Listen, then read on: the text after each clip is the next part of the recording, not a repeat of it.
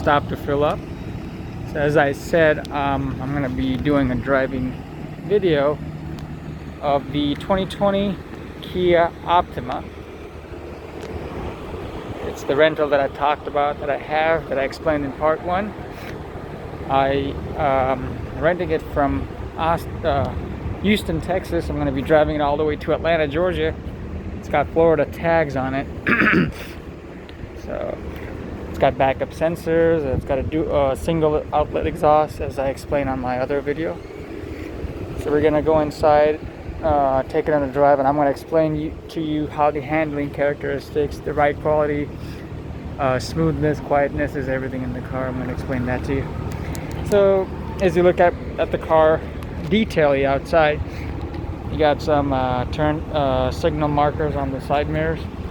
These LED accent front daytime running lights is really nice. So this one's a base model, so it's got a combination of LED light and a halogen light. And we're gonna take it inside. We're gonna sit down and we're gonna try to take it on a drive. I'm gonna do a little bit of an explanation on this. This one is manufactured in Georgia, my home state. Okay.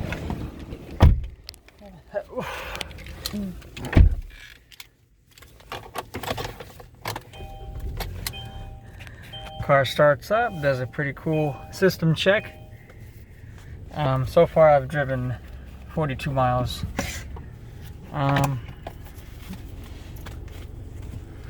Okay, so you got different options on the entertainment system. You got your Android Auto and your Apple CarPlay, which I have the, ladies and gentlemen, the Samsung S10.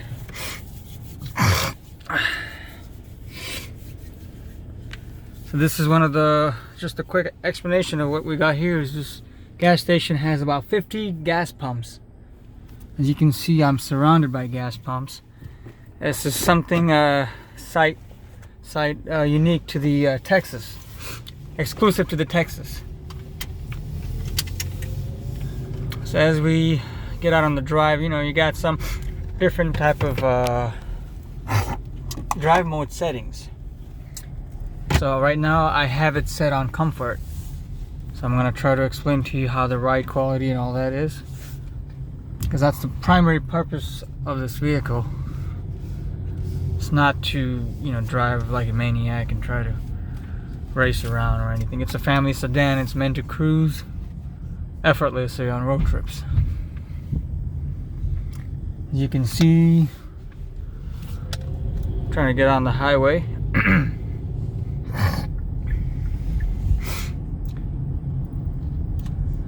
The nighttime illumination of the instruments is very nice, very easy to the eye. All the readouts are very appropriately placed. You can see your engine coolant temperature right there. Got your fuel gas gauge right there. Also shows you the arrow that's going to point out exactly where the on what side is your gas fuel nozzle. As you can look in the middle little information display, it shows your trip and everything. You can toggle through here and it can change different settings, you know, whatever driver settings you want.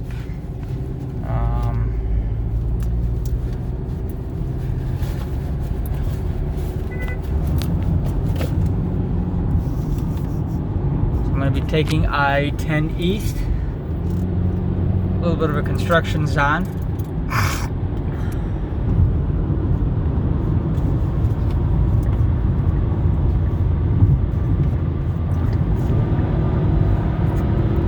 Pretty decent pickup. It goes pretty down quick on the road.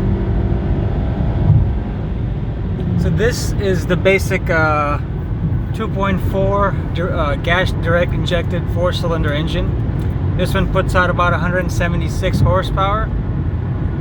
So it's pretty sufficient power. So this one has different type of engine options. Though you got a plug-in hybrid, you got a 1.5 turbo, and then you got even a 2-liter turbo that's going to be the most powerful one, possibly topping off at 245 horsepower. So this one has really adequate power. I'm sure it's going to be around 7.2 seconds to 60. It goes down pretty. The transmission is a 6-speed automatic on the base one. If you go to that turbo that I talked about, it's going to have a 7-speed automatic, even quick shifting. So right now you can toggle through different settings here, and if you want you can display your speed in a digital format in the center display right there. Okay, so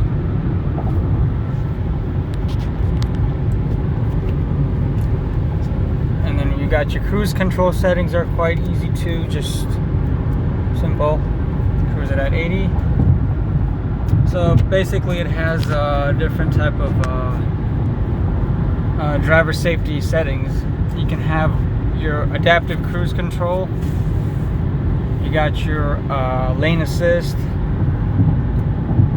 and you got your blind spot monitoring system too. So that's going to be very helpful on the road. For about 30 seconds or so, or no, 15 seconds though, the steering wheel will, you know, semi-autonomously track the vehicle on the road. So it's going to probably, you know, want you to just touch the steering periodically. So basically the ride quality on the car is very well. It goes to the, like, Texas roads are known to be quite bumpy and a lot of potholes.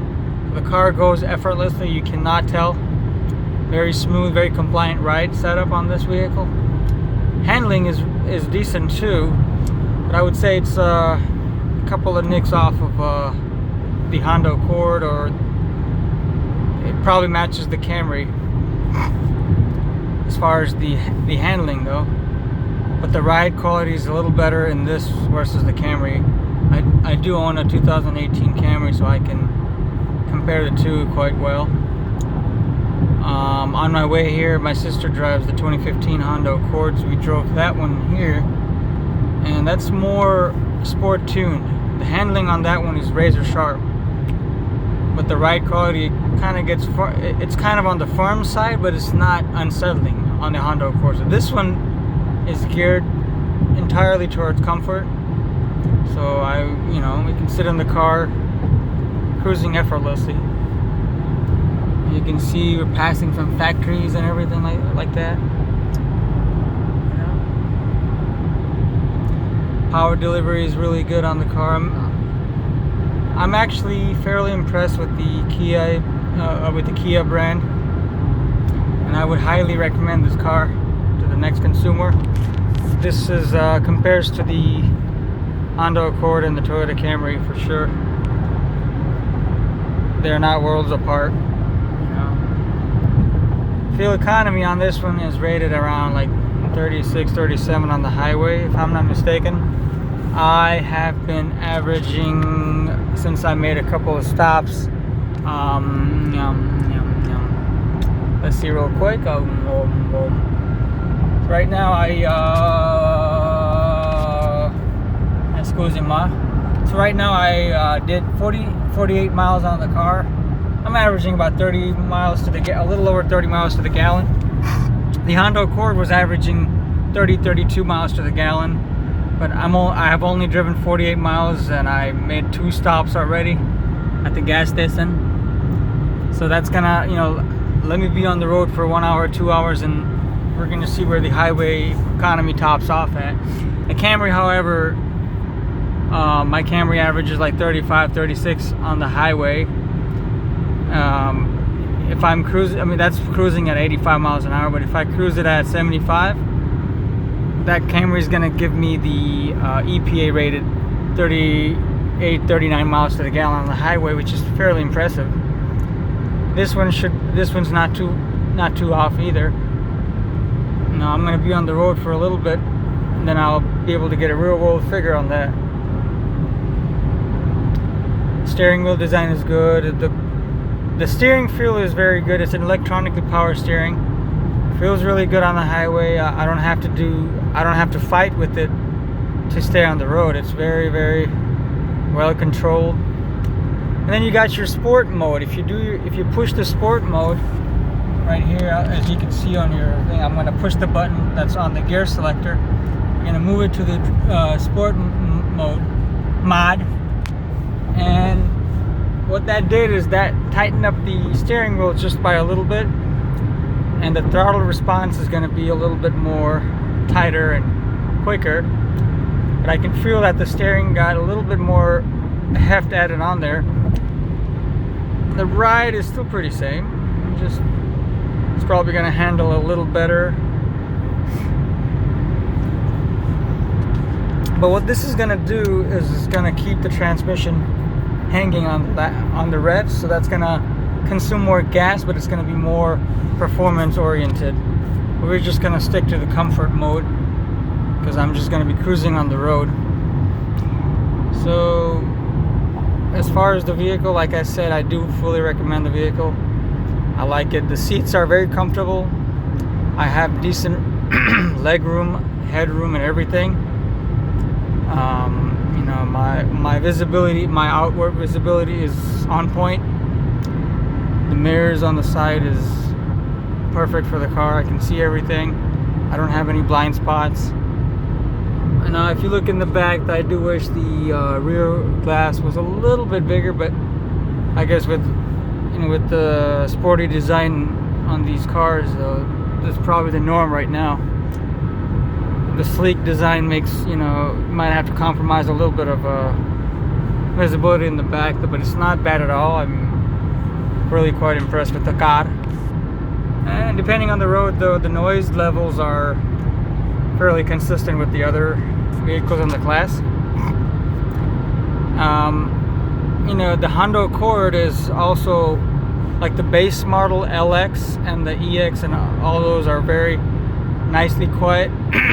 But when you get the Sport, you do get a little bit of more road noise on the Honda Accord Sport.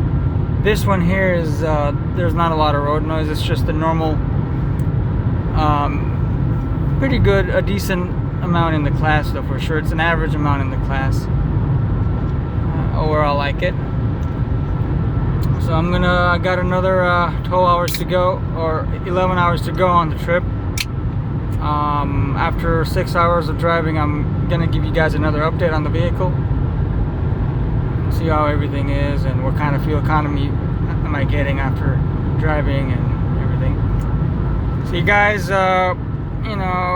be careful on the COVID-19. Clean your hands, wash your face, wash your ass.